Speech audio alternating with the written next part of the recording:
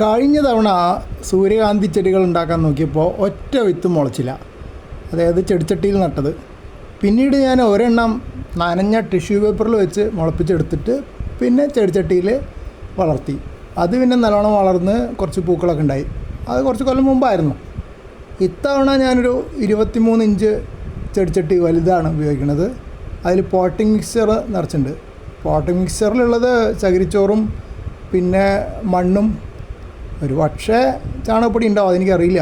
കാരണം ഇത് ഞാൻ നഴ്സറിയിൽ നിന്ന് വാങ്ങിച്ചതാണ്. ഇത്തവണ 10 വിത്ത് നട്ടിട്ട് 7 എണ്ണം മുളച്ചു. നല്ല തൈകളായിരുന്നു. നല്ല സൂര്യപ്രകാശത്തിലാണ്, നന്നായിട്ട് വളരുന്നുമുണ്ട്. കഴിഞ്ഞ തവണ ഇത്ര വലുപ്പമായപ്പോൾ തന്നെ ചെടികളിൽ പൂമൊട്ട് കണ്ടിട്ടുണ്ടായിരുന്നു. പക്ഷേ ഇത്തവണ പൂമൊട്ടുകളൊന്നും കാണുന്നില്ല. ഞാൻ ഒരു കാര്യം ശ്രദ്ധിച്ചുള്ളതെന്ന് വെച്ചാൽ ചെടികൾക്ക് വളർച്ച നല്ലോണം ഉണ്ടെങ്കിൽ പൂക്കൾ വരാൻ സമയമെടുക്കും. ആ സമയത്ത് വളർച്ച കുറവാണെങ്കിൽ നേരത്തെ പൂക്കും.